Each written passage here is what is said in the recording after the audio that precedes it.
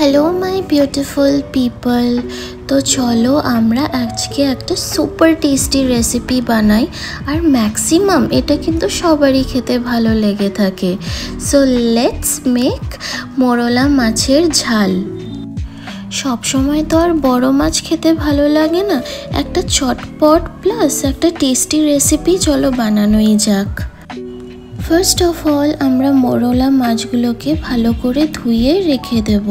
দেন ওর মধ্যে আমরা হলুদ গুঁড়ো দেব আর একটুখানি লবণ দিয়ে ওটাকে ভালো করে আমরা মেখে নেব। ভালো করে মেখে নেওয়ার পর আমরা একটা কড়াইয়ের মধ্যে সরষার তেল নেব। সরষার তেল নেওয়ার পর যখন তেলটা একটুখানি গরম হয়ে যাবে, ওর মধ্যে আমরা কাঁচা লঙ্কা দিয়ে দেব আর কালো গোলমরিচ দিয়ে দেব।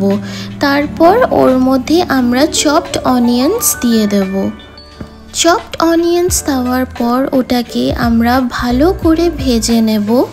আমরা ঠিক এটাকে ততক্ষণই ভাজবো until it's nice and golden colour. একটা ক্যারামেলাইজড ব্রাউন কালার আসবে, তখনই কিন্তু ভাববো যে আমাদের ভাজাটা হয়ে গেছে। সো তোমাদের এমনি বড় মাছ খেতে ভালো লাগে না মোরলা মাছের মতো এমনি ছোট ছোট মাছ খেতে ভালো লাগে? আমাকে কিন্তু তোমরা কমেন্ট সেকশনে জানিও যে তোমাদের কোন মাছ ফেভারিট। দেখো আমাদের অনিয়নটা একদম ক্যারামেলাইজড ব্রাউন হয়ে গেছে। তারপর ওর মধ্যে আমরা একটু জিরে গুঁড়ো দিয়ে দিলাম, তারপর ওর মধ্যে আমরা হলুদ গুঁড়ো দিয়ে দিলাম, দেন আমরা শুকনো লঙ্কা গুঁড়ো দিয়ে দিলাম, অ্যান্ড দেন আমরা ওর মধ্যে কাশ্মীরি লঙ্কা গুঁড়োও দিয়ে দিলাম। রঙটা কিন্তু তাহলে খুব ভালো হয়।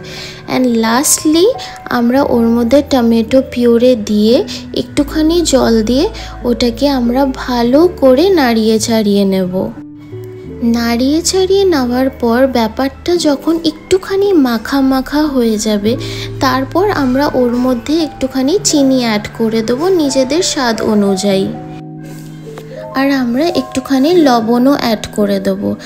আর সত্যি কথা বলতে গেলে বাড়িতে যদি এমন মোরলা মাছের ঝাল হয়, সাথে কিন্তু আর কিছু লাগে না।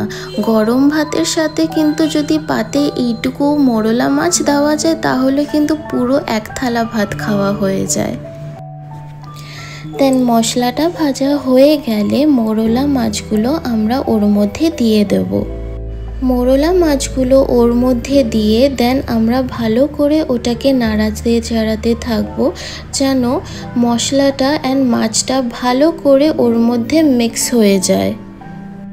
মশলাটা ভালো করে মিক্স হয়ে যাওয়ার পর আমরা ওর মধ্যে আরেকটুখানি জল দিয়ে দেবো। চলো তোমাদের সাথে আমার একটা ফানি ইনসিডেন্ট শেয়ার করি। আমি কিন্তু ছোটোবেলা থেকেই এই মোরলা মাছগুলোকে বেছে বেছে খাই। আই ডোন্ট নো অমনিভাবে আমি খাই কেন, বাট আমার অমনিভাবে খেতে খুবই ভালো লাগে। জানি মোরলা মাছের কাঁটাগুলো গলায় লাগে না, বাট স্টিল আমি অমনি করেই খাই। আচ্ছা চলো, আমাদের প্রায় মাছটা হয়েই এসেছে। দেন আফটার দ্যাট আমরা ওর মধ্যে একটুখানি কোরিয়ান্ডার লিভস দিয়ে দেবো। কোরিয়ান্ডার লিভস দেওয়ার পর আমরা লিডটা দিয়ে দেবো, যেন মাছটা ভালো করে সিদ্ধ হয়ে যায়। And after removing the lead, your মোরলা মাছের ঝাল is ready. And if you like this recipe, then please do like and subscribe the channel and press the bell icon for more such amazing recipes. Thank you.